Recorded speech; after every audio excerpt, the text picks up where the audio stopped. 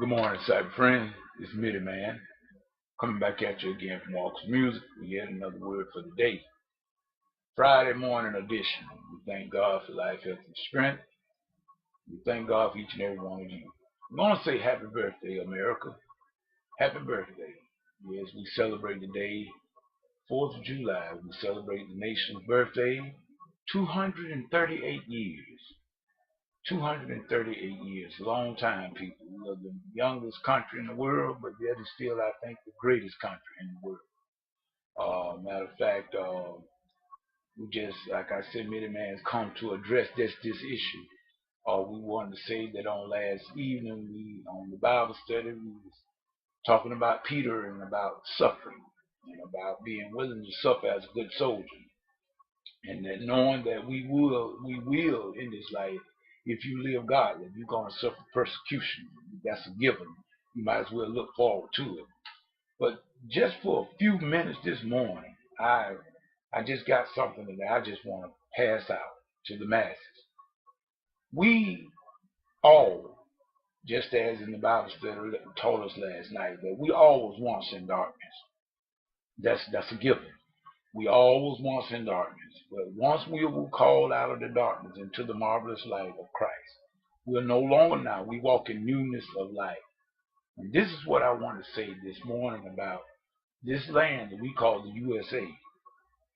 People, we got all type of people that have been talking a lot of things about the founding fathers. You got some say they were Christians, then you got some say they were not Christians. You got some say that they were just they were hypocrites, and they had slaves and all of the 9 yards. You say you can hear about the founding fathers of the United States of America, and then you got some that says just the total opposite, that they were devout Christians and whatnot, and that they had morality, and they had a great sense of morality, and you could see it by the way they set up the Constitution. Nevertheless, people, many man wants to say something, and I want to go in a different direction. I'm not. I don't want it to be said that I'm being biased. I don't want that to be said, but I'm just going to speak on what I feel, and listen to me, the man. Wait. This is what I feel is the truth, according to the Bible that I read. We got another part of history in this country that some of us fail to recognize and fail to remember about this country, the founding of this country. We think of the founding fathers of the Constitution, but we got to go back further than the Constitution in this land we call America, people. You got to go back to the Pilgrims. Now, I want you to do on your own time. I want you to do some study, and I want you to look up the Puritans and the Separatists. I want you to take the Separatists and the Puritans. I want you to study. I want you to do some research on those two sects of people, and you're gonna find out some interesting things about those people. Those people suffered very much persecution in England, the crown that we want our freedom from. Those pilgrims found that this city, they came to this country because they were seeking out for religious freedom, out from under tyranny. That was the word. That was the reason. This country was really built upon, and our Constitution to a degree not only came from the Bible, but it also it was a direct, almost to a direct act of the copy of the Mayflower Compact. Now you got to go and study your American history to figure this out. But these here were devout Christian people. They were devout Christians, according to the history that I've read about it. And I don't see any hypocrisy in that, people. So now, I don't understand why all the Margaret Sangers of this here world and the Hitlers of this world, you got a lot of people that's trying to down the country, trying to send the country to hell because of the fact of a few people.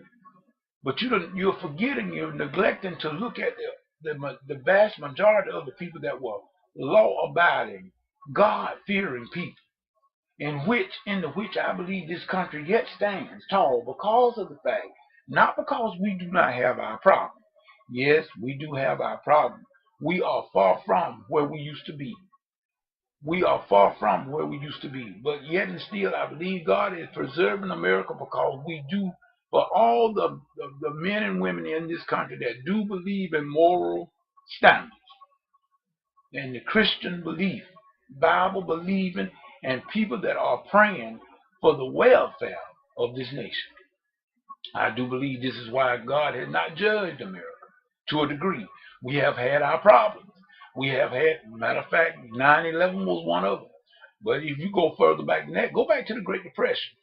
We've had our share of ups and downs in this country. But nevertheless, God always raised America up and kept her on her feet. And he did it for a reason, because of the fact everyone here in America is not a hypocrite, people. Regardless of whether we feel that we are not. I know we got a lot of Margaret singers out there and these people that go against the grain. You got people always saying that they are no God, they are anti-God, anti-Christ. Well, you know what? Midiman is not anti-devil. Matter of fact, Christians, I don't understand. It tickles me sometimes when I sit and think how the Christian, we do not deny the fact that there is a real devil. We do not deny the fact. Matter of fact, we preach it to let the people know to get out of his kingdom.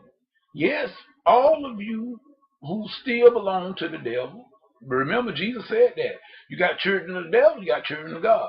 Children of God is the one who have washed their robes in the blood of the Lamb. We have come out of Satan's family. We now belong to God's family.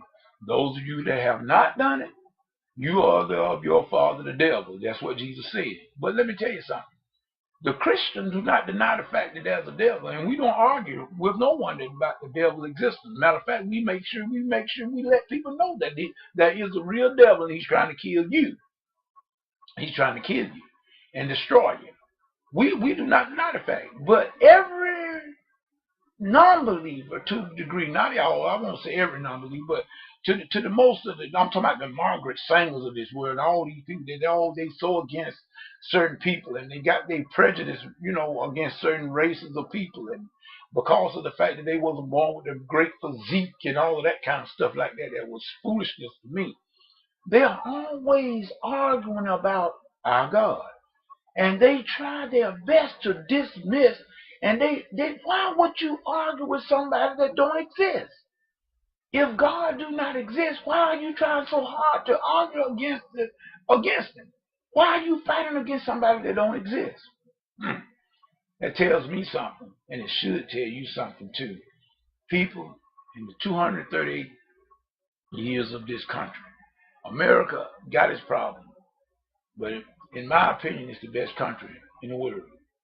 I don't know of another country that have reached out to so many and has helped so many. And I do believe that God is not through with America.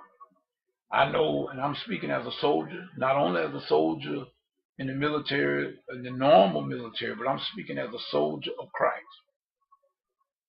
I feel that prayer will change things. I know prayer will change things, and we just only need to do what it tells us in the book of Chronicles, 2 Chronicles 7:14. God said, "If my people will call by my name, will humble themselves, pray, seek my face, and turn from their wicked ways, I will come and I will heal their land." This is where I feel, people, that we, as American citizens, we stand at the brink. Matter of fact, we are at the dawn of the age, I feel, and we are just about to go into the new millennium, and that will be the kingdom of Jesus Christ. And we are very close to that, people. And I feel that we who claim to be Christian, we need to be right now getting prepared. Let us pray for our country. And on this 238th birthday, let us pray that America will revert back to the roots, go back to the original plan, the plan that what this country was founded upon. Let us go back to God. That's our only hope, people. In fact, that's the only hope of the whole world, for that sake. But because this is the United States birthday, I am directing it to the USA. 238 years. We prospered. We've had our share of ups and downs, but we have basically been prospering all these years. Let us not lose that status. Let us regain. I believe we can do it as a people if we all come together and pray. If God's people would pray, humble ourselves, turn from our wicked ways. We need to see. In other words, he said, my people. He didn't say nothing about the people that was out. The ones in the world are doing what come natural people. But we who claim to be Christian, we need to clean up our act. Go back to God. Not, are you perfect? No, never will be. That's why you're going to always need Christ. All we need to do is pray and humble ourselves and turn from our wicked ways and seek God's face. And then he'll come and he'll do what he said. He will heal our land. Happy birthday, America. And then we're going to say happy 238. And if the Lord say so, 238 more as a world power, as a nation, one nation under God. That's what we need to do. We have gotten out from under God. Let us go back under God, and we will see things will turn around. I just got enough belief to believe that it's true, people. God will turn this thing around. So with that being said, this is Midiman saying happy birthday, America, and telling each and every one of you, if God is not in whatever you're into, you better get out of it, because it will surely come to nothing. This is Midiman saying peace. Goodbye.